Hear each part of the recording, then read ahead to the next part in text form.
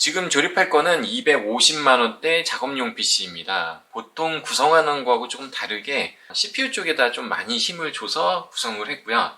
전체적으로 메인보드, CPU 쿨러 이런 쪽이 조금 좋은 게 많이 들어가 있습니다. 3D 디자인하고 어도비 계열 이런 쪽으로 좀 치중이 되어 있는 작업용 PC라고 보시면 됩니다. 예산은 원래 이제 200만원 초반대 잡고 시작을 했는데 예산이 조금 오버가 됐습니다. 작업용 PC 같은 경우는 게임용하고 좀 다르게 좀 특화된 부분이 좀 있으니까 참고해서 보시는 게 좋을 것 같습니다. CPU 같은 경우는 14700K를 사용을 했고요. 14900K하고 큰 차이는 없다 생각은 들어서 14700K로 했습니다. 일단 예산적인 부분도 좀 있었기 때문에 14600K하고 14700K하고 이 두 가지를 이제 비교해서 견적서를 드렸었고요. 이제 코어가 굉장히 많죠. 이제 더 코어가 많이 늘어나가지고 14세대에 올라오면서 20코어 28스레드라는 굉장히 막강한 성능을 발휘하는 제품입니다. 다음 핵심 부품은 그래픽카드인데요. 이 그래픽카드는 게임용 유저들이 선택을 전혀 안 하는 그래픽카드입니다. 절대 사면 안 되는 그런 그래픽카드인데 작업용에서는 또 제외예요. 작업용에서는 V램을 많이 사용하는 작업이 있을 경우에는 이 그래픽카드도 나쁘지 않은 선택이 될 수 있습니다. 이 제품은 4060 Ti 제품이고요. 벤투스 제품이고 V램이 16GB 나 들어가 있는 제품입니다. 일반적인 4060 Ti보다 가격이 조금 더 높아요. 대신에 작업 성능으로 V램을 많이 쓰시는 분들한테는 좀 괜찮은 선택이 될 수도 있고요. 자주 만나지 못할 그래픽카드입니다. 이렇게 생긴 거고요. 4000번대 그래픽카드가 어도비에서도 성능을 꽤 잘 발휘하기 때문에 나쁘지 않은 선택으로 사용을 할 수 있습니다. SSD는 P31 1TB를 사용을 했고요. 작업 간 이동이 좀 많으신 분들은 P41로 올리시는 게 더 좋습니다. 이분 같은 경우는 하드디스크하고 병행해서 보통 쓰기 때문에 P31 1TB로 작업을 해도 충분해서 온도가 조금 더 낮게 잡힐 P31로 진행을 했고요. 메모리는 하이닉스 계열인 패트리어트 16GB 두 개를 했고요. 5600클럭짜리입니다. 파워는 MSI 750 골드 파워고요. 그래픽카드 등급이 조금 낮기 때문에 골드 중에서 좀 단가가 저렴한 제품, 그리고 ATX 3.0 그리고 PCI 5.0이 기반이 되어 있는 제품을 골랐습니다. CPU 쿨러는 수냉 쿨러 크라켄 360을 했고요. 가장 안정적인 CPU 쿨러이기 때문에 이걸 선택을 했습니다. 자, 다음은 아마 처음 보시는 제품이 될 수도 있을 거예요. 예전 제품하고 좀 다르죠. 이 제품은 MSI 제품의 Z790 토마호크 맥스 와이파이라는 제품입니다. 이 제품 같은 경우 이 전 버전이 있어요. 토마호크 와이파이라는 제품이 있거든요. 자, 요게 전 버전입니다. 요 전 버전에서 맥스로 변경이 된 거고, 요게 좀 더 상위 등급일 거예요. 근데 큰 차이는 없을 겁니다. 제가 상세 스펙을 좀 봤는데 큰 차이는 없는 것 같고요. 아직까지는 맥스 제품이 아닌 토마호크 제품들로 지금 판매가 되고 있으니까 그렇게 보시면 되고, 14세대까지 전부 다 지원되는 스티커까지 다 붙어 있습니다. 바이오스 업데이트 따로 안 하셔도 잘 작동은 됩니다. 이 제품 같은 경우는 저도 지금 처음 보는 제품이고요. 박스 구성에 이 심벌이 녹색인데 녹색으로 전체적으로 구성이 된 게 열자마자 좀 보입니다. 이게 기존 토마호크하고 좀 다른 점인데 여기 안테나가 변경이 됐더라고요. 이렇게 샤크 안테나로 변경이 됐습니다. 외관적으로는 조금 더 좋은 모습을 보여줄 것 같고요. 이게 전면 포트들 꼽는 쪽 같습니다. 그래서 이렇게 파워 LED하고 이런 것들이 이렇게 들어가 있네요. 이렇게 되면 좀 깔끔하게 구성을 할 수 있죠. 설명서들이랑 그 전에도 들어있던 스티커들, 리튬 전지나 이런 데 붙일 수 있는 스티커, 그리고 USB가 하나 들어가 있고요.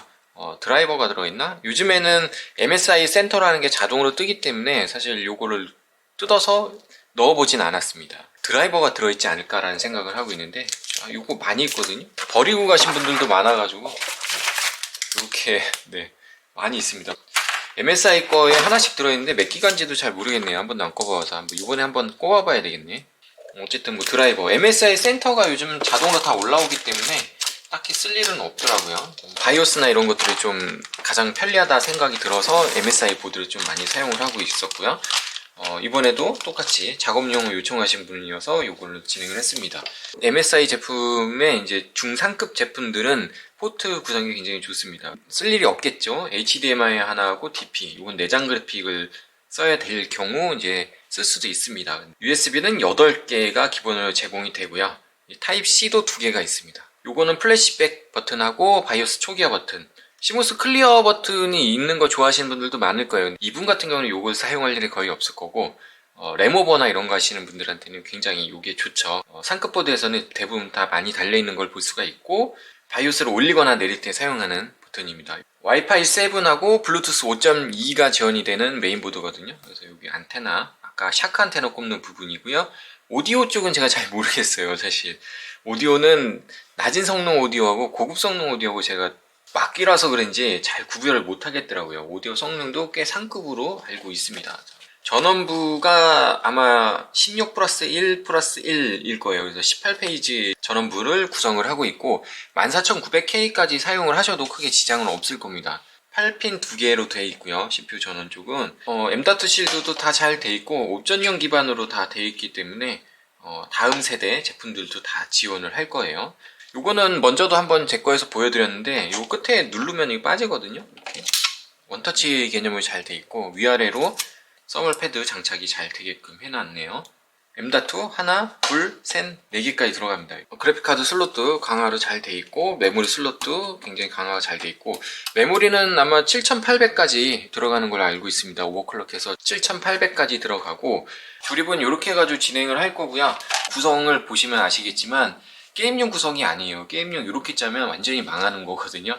게임용 같은 경우는 13600K의 그래픽카드에다 다 예산을 투자를 하시면 됩니다. 스낵 쿨러는 이렇게 좀 설설 지금 돌고 있고요. 펌프는 최고속으로 만들어 놨고 그래픽카드는 좀 작죠? 이게 4060 Ti다 보니까 그래픽카드 지지대나 이런 건 따로 필요 없고 아담하지만 성능은 잘 나오는 그래픽카드입니다. 풀사이즈 메인보드여가지고 전체적으로 조립한 모습은 굉장히 좀 예쁘게 좀 잘 나옵니다. 제가 시네벤치 테스트를 한번 돌려본 거고요. 10분 테스트를 했고 14700K입니다.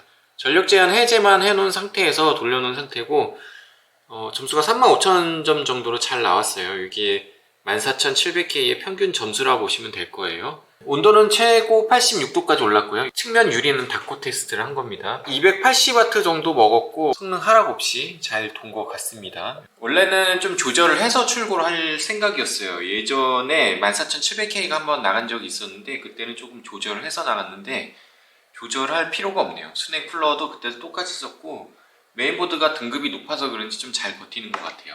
Z790 토마호크 맥스 와이파이 정도면은 뭐 충분히 14700K, 14900K까지 사용이 가능할 것 같습니다. 평상시 사용에서는 시네벤치만큼 계속 과부하를 주는 일은 거의 없거든요. 저희들이 일반적으로 사용하는 프로그램에서 뭐 렌더링, 인코딩 할 때만 좀 부하가 좀 많이 걸릴 건데 충분히 사용이 가능할 것 같습니다.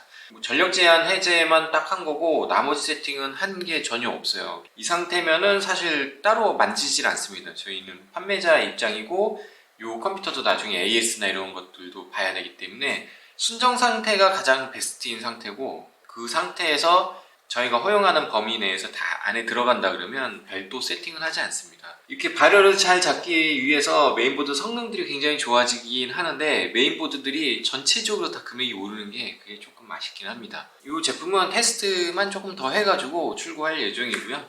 요것만 해서는 출고하기가 요즘은 어려운 게 사실이에요.